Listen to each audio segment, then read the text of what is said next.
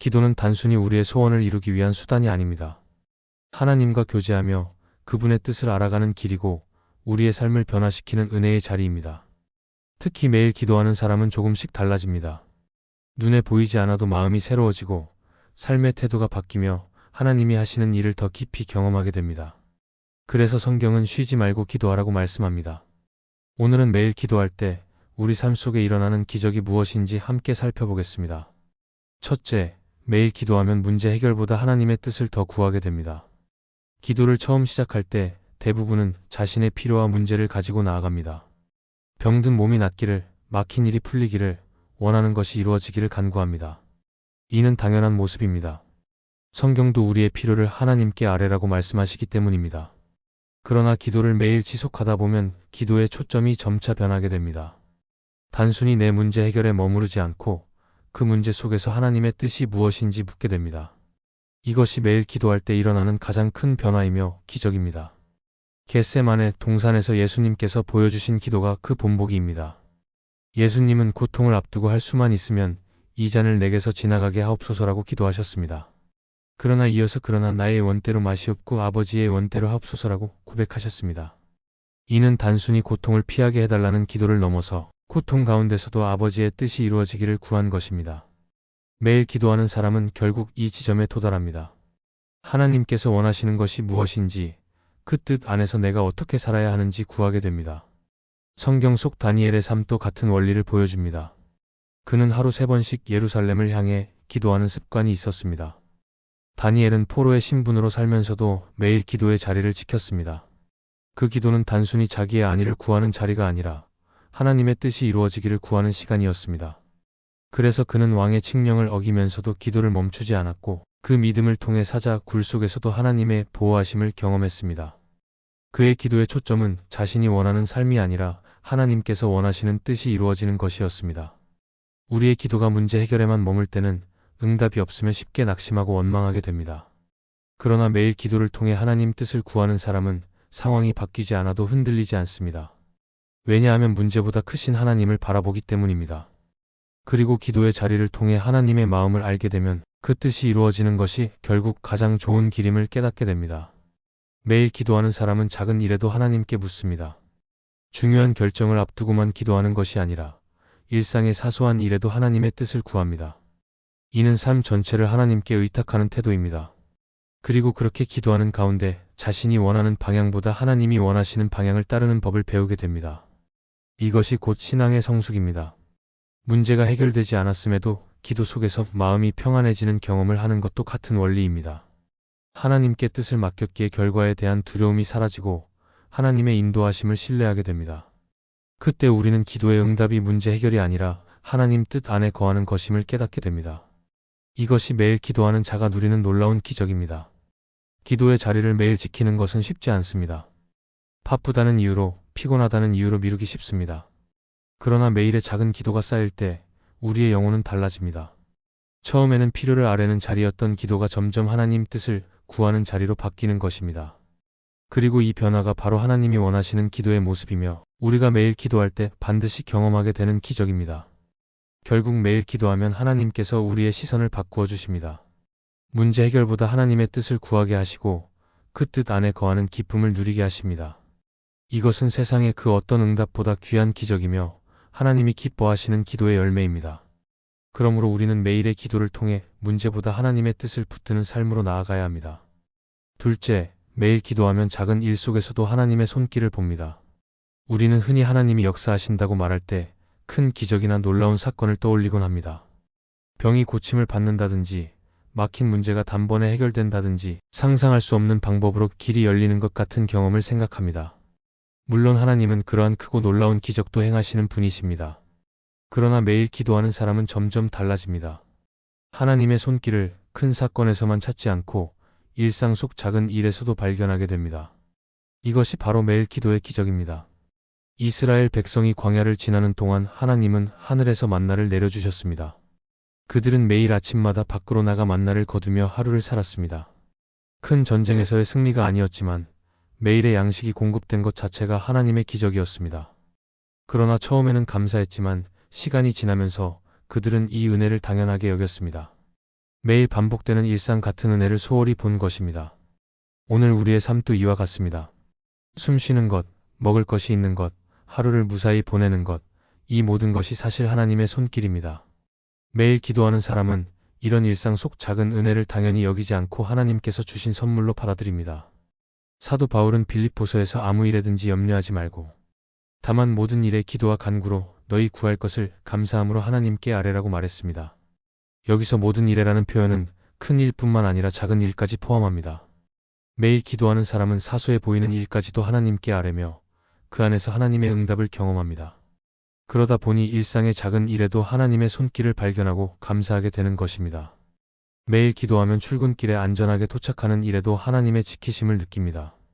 갑자기 누군가 위로의 말을 건네주었을 때에도 하나님께서 위로하셨음을 깨닫습니다. 또 평소에는 무심코 지나쳤던 자연의 아름다움이나 가족과 나누는 작은 웃음 속에서도 하나님이 주시는 기쁨을 경험하게 됩니다. 이는 결코 우연이 아니라 매일 기도하며 영적으로 민감해진 사람에게 하나님이 보여주시는 손길입니다.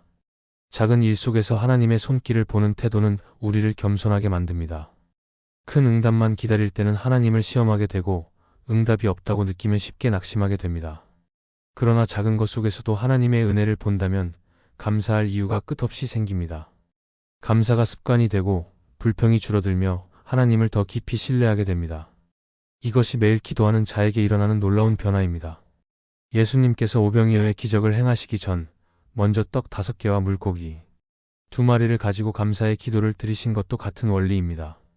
제자들은 그 음식이 턱없이 부족하다고 생각했지만 예수님은 작은 것 속에서도 하나님의 은혜를 보셨습니다. 그 감사가 기적의 시작이 되었습니다. 우리도 매일 기도하며 작은 것에 감사할 때 하나님은 그 작은 것을 통해 큰 일을 이루십니다. 사람들은 흔히 기적을 드라마틱한 사건에서만 찾지만 매일 기도하는 사람은 일상의 모든 순간이 기적임을 깨닫습니다.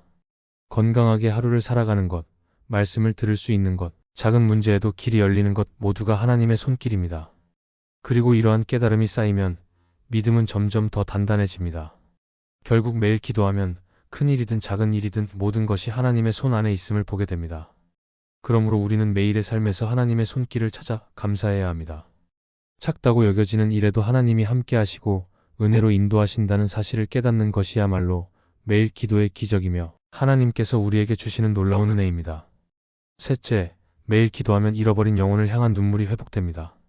기도는 하나님과의 교제를 회복하게 할 뿐만 아니라 하나님의 마음을 우리 안에 흘려보내는 로가 됩니다.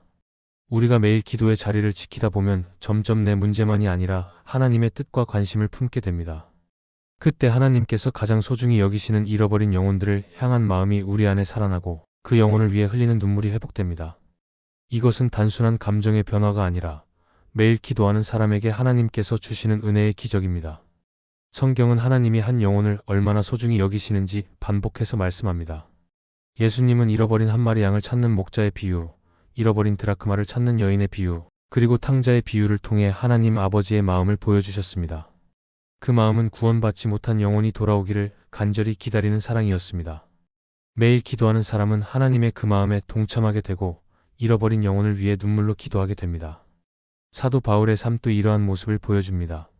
그는 로마서에서 자신의 동족 이스라엘이 구원받기를 원하며 자신이 저주를 받아도 좋으니 그들이 구원받기를 원한다고 고백했습니다. 이런 극단적인 고백은 단순히 이성적으로 할 수 있는 것이 아닙니다. 매일 기도하는 가운데 하나님의 마음을 품게 되었기에 가능한 고백이었습니다. 바울의 눈물은 매일 기도의 자리에서 회복된 하나님의 마음의 열매였습니다. 우리 역시 일상 속에서 기도의 자리를 지킬 때 자연스럽게 이런 변화를 경험합니다. 처음에는 나의 문제, 나의 가족, 나의 필요를 위해 기도하다가 점점 기도의 폭이 넓어지고 마침내 하나님이 사랑하시는 영혼을 위해 기도하기 시작합니다. 길을 걷다 우연히 스치는 사람을 보며 그가 구원받기를 기도하고 신앙을 잃고 방황하는 이웃을 위해 눈물로 간구하게 됩니다. 이는 사람의 힘으로 되는 것이 아니라 매일 기도를 통해 하나님의 마음이 내 안에 흘러들어올 때 일어나는 변화입니다. 이 눈물은 결코 헛되지 않습니다. 시편은 눈물을 흘리며 씨를 뿌리는 자는 기쁨으로 단을 거두리라고 말씀합니다. 우리가 흘리는 기도의 눈물은 하나님 앞에 쌓여 언젠가 반드시 열매로 나타납니다. 가족을 위한 눈물, 자녀를 위한 눈물, 이웃을 위한 눈물이 하나님의 때에 응답으로 바뀌는 것입니다. 매일 기도하는 사람이 경험하는 놀라운 기적은 바로 이 눈물의 회복입니다.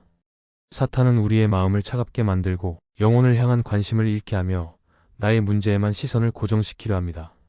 그러나 매일 기도하는 사람은 하나님께서 그 마음을 깨뜨리시고 다시 불붙게 하십니다. 차가웠던 심령에 다시 불이 일어나고 메말랐던 눈에서 다시 눈물이 흐릅니다. 이것이야말로 매일 기도의 자리에서만 일어나는 특별한 기적입니다. 결국 매일 기도는 나의 마음을 변화시키는 것이 아니라 하나님의 마음을 나눠주시는 자리입니다. 하나님은 한 영혼이 돌아올 때 하늘의 천군 천사들이 기뻐한다고 말씀하셨습니다.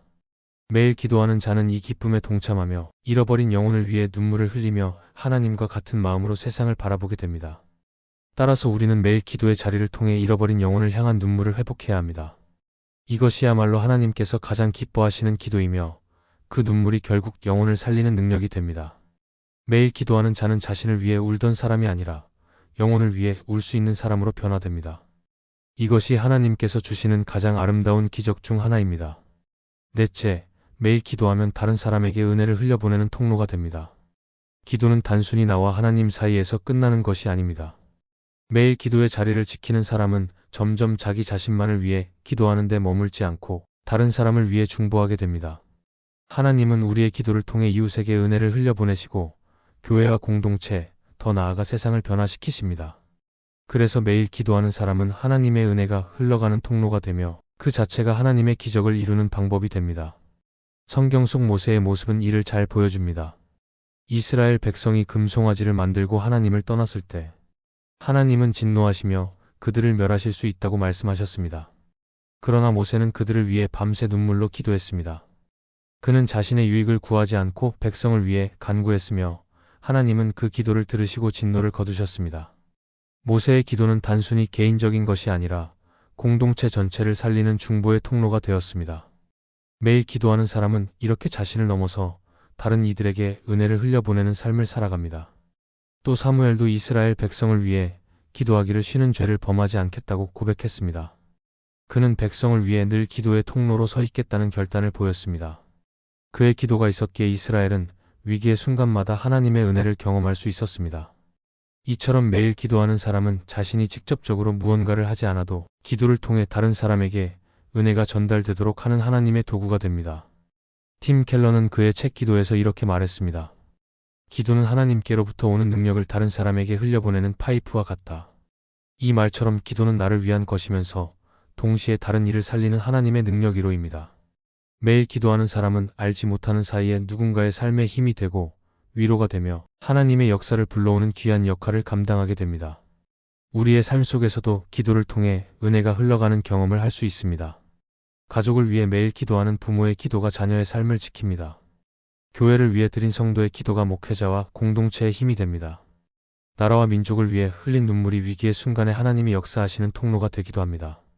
내가 직접 나서지 않아도 매일의 기도를 통해 하나님의 은혜가 다른 사람에게 흘러가는 것입니다. 이것이 바로 기도의 신비이며 하나님께서 우리에게 주신 놀라운 기적입니다. 또한 매일 기도하는 사람은 자연스럽게 다른 사람의 필요에 민감해집니다. 하나님께 기도하며 성령의 감동을 받기 때문에 주변의 아픔과 고통을 더 깊이 이해하고 품을 수 있게 됩니다. 그래서 기도는 단순한 언어가 아니라 삶의 태도로 이어집니다. 마음으로 기도하다가 손을 내밀어 돕게 되고 눈물로 간구하다가 실제적인 섬김으로 나아가게 됩니다. 이것은 하나님이 기도를 통해 우리를 다른 사람의 축복 1호로 사용하시는 방법입니다. 결국 매일 기도는 나에게 머무르지 않고 반드시 다른 사람에게 흘러갑니다. 하나님은 기도하는 사람을 통해 주변을 세우시고 공동체를 살리십니다. 그러므로 우리는 기도를 멈추지 말아야 합니다. 매일 드리는 기도 속에서 하나님은 나뿐만 아니라 내 가족과 이웃, 교회와 나라를 살리십니다.